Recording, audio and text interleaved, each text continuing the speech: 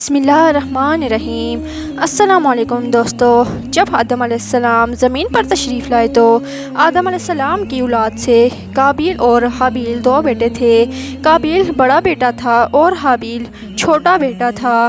قابیل کھیتی باڑی کا کام کرتا تھا اور حابیل بکریاں چرایا کرتا تھا۔ قابیل کے ساتھ پیدا ہونے والی لڑکی کا نام یما تھا جو بہت حسین و جمیل تھی۔ حابیل کے ساتھ پیدا ہونے والی لڑکی وہ بھی بہت حسین و جمیل تھی۔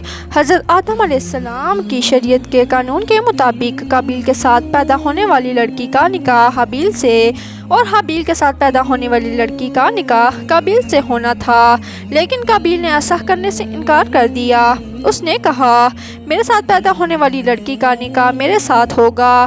جب قابیل نے ضد اور ہتھ ڈرمی شروع کر دی تو آدم علیہ السلام نے کہا تم دونوں اللہ کی راہ میں کوئی نہ کوئی چیز پیش کر دو، اس کی نیاز و صدقہ قبول ہو جائے گا، اور جو جھوٹا ہوگا اس کی طرف سے پیش کیا گیا صدقہ قبول نہ ہوگا۔ اس وقت قبولیت کی یہ علامت تھی کہ جس کا صدقہ قبول ہو جاتا اسے قدرتی طور پر ایک آگ لگ جاتی اور اس کو کھا جاتی، اور جس کا نہیں ہوتا آگ اسے کھاتی نہ۔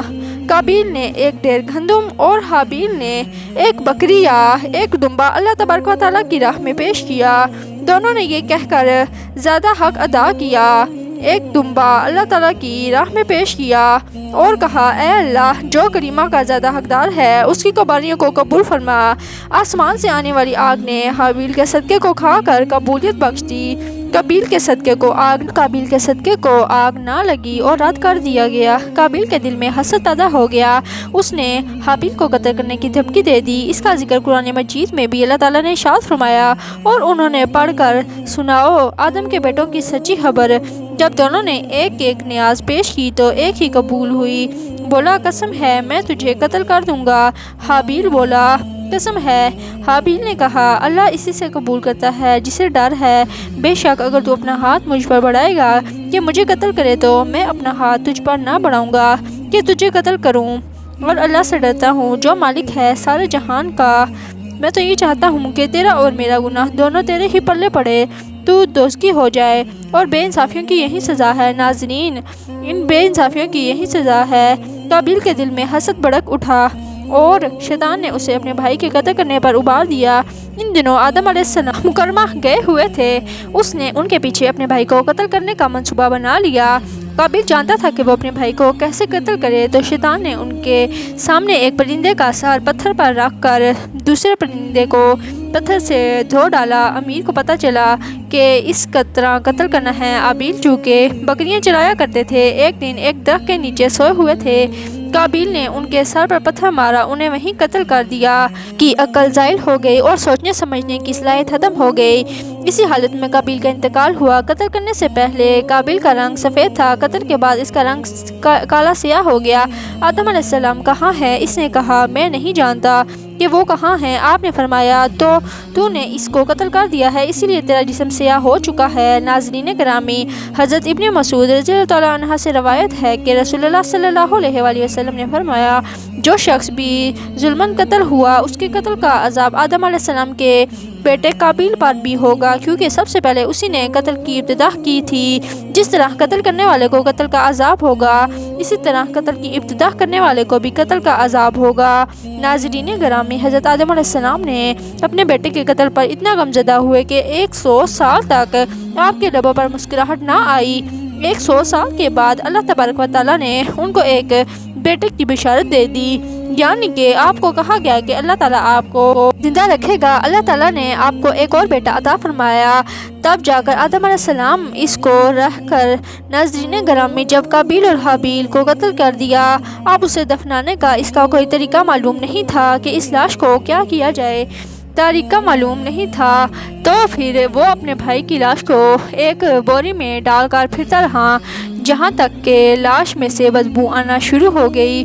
اسے چھپانے کا کوئی طریقہ معلوم نہ ہوا۔ معزز دوستو، اللہ تبارک و تعالیٰ کتنا کریم ہے۔ اس قابیل مجرم ہونے کے باوجود بھی جب اس پریشانی میں پھنسا ہوا تھا کہ اپنے بھائی کی لاش سے کیا کرے، اور اس کا کیسے ٹھکانہ لگایا، تو اللہ تعالیٰ نے اس کا ذکر بھی قرآن مجید میں اللہ تعالیٰ نے فرما دیا ہے۔ دنیا میں پہلی موت تھی، قابیل اس بات سے بے خبر تھا کہ اس کو کیسے دفن کیا جائے۔ اللہ نے اس کی مشکل حل کرنے کے لیے اس کو ایک کوے بنا کر بھیجا۔ علامہ رضی رحمۃ اللہ علیہ نے اس مقام پر 3 وجوہات بیان کی ہیں۔ اللہ تعالیٰ نے 2 کوے بھیجے، وہ دونوں کوے آپس میں ایک دوسرے کو لڑنے لگے اور ایک دوسرے کو قتل کرنے لگے، اور وہ اپنی چونچ اور پنجے سے زمین کو ریڑھ کر کوے کی لاش کو اس گڑھے میں ڈال کر اوپر سے مٹی ڈالی۔ اس سے قابیل کو پتہ چل گیا کہ میں نے ایسے ہی کرنا ہے، اور وہ بہت پشیمان ہوا کہ میں اس کوے سے بھی زیادہ عاجز ہو گیا ہوں۔ نمبر پر قابیل نے تنگ آ کر حابیل کی لاش کو اس طرح پھینک دیا۔ اللہ تعالیٰ نے کوے بھیجے جنہوں نے مٹی کھود کر۔ تیسری وجوہات جو کی گئی کہ کوے کی عام عادت ہے کہ یہ کوئی کھانا کسی بھی چیز اس کے پاس ہو تو وہ اسے دوسرے وقت کے لیے زمین میں دبانے لگ جاتا ہے۔ اس نے جب کسی چیز کو زمین میں چھپانا ہو تو قابیل کو پتہ چل گیا کہ میں نے اپنے بھائی کی لاش کو ایسے ہی چھپانا ہے، اور ساتھ ساتھ کوے سے کم علم رکھنے کی وجہ سے بہت اچھے مانوں گا۔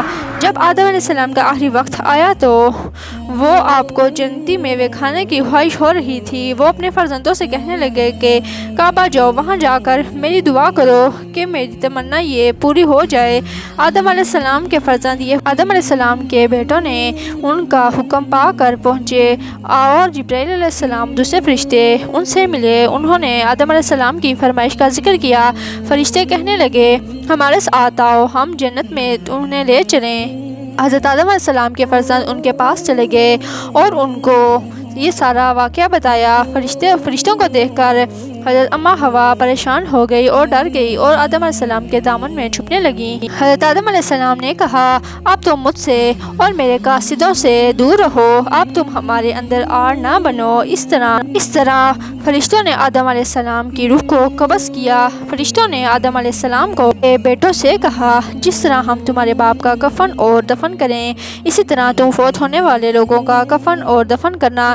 جبرائیل علیہ السلام جنت کی مرکب خوشبو اور جنتی جوڑے کا کفن اور جنتی بیری سے کچھ پتے اپنے ساتھ لائے، ان کو خود غسل دیا، کفن پہنایا اور خوشبو میں لگائی، اور ملائکہ نے ان کا جسم مبارک کعبہ میں لے گئے، اور ان پر سارے فرشتوں نے نماز جنازہ ادا کیا، جس میں حضرت جبرائیل علیہ السلام امام تھے اور سارے فرشتوں نے پیچھے مقتدی بن کر کھڑے تھے۔ جی دوستو، اس سے ہمیں اندازہ ہوا کہ حضرت آدم علیہ السلام سے لے کر آج تک جو سلسلہ چلا آ رہا ہے، کیسے مردے کو دفن دینا ہے، کیسے کفن کرنا ہے، جنازہ کیسے پڑھنا ہے، اور اس کو حسن کیسے دینا ہے، یہ ساری باتیں آپ کو یہ ویڈیو ضرور پسند آئی ہوگی۔ ملتے ہیں ایک نئے دلچسپ ویڈیو میں، تب تک آپ ہمارے اس چینل کو ضرور سبسکرائب کر دیجیے گا اور اس بیل کے نوٹیفیکیشن کو آن کر دیں تاکہ آپ کو ہماری آنے والی ہر ویڈیو سب سے پہلے مل سکے۔ مزید اسی طرح کی اسلامک ویڈیو حاصل کرنے کے لیے ہمارے چینل انٹرسٹنگ سٹوریز کو ضرور سبسکرائب کر دیجیے گا۔ اگلی ویڈیو تک اللہ حافظ۔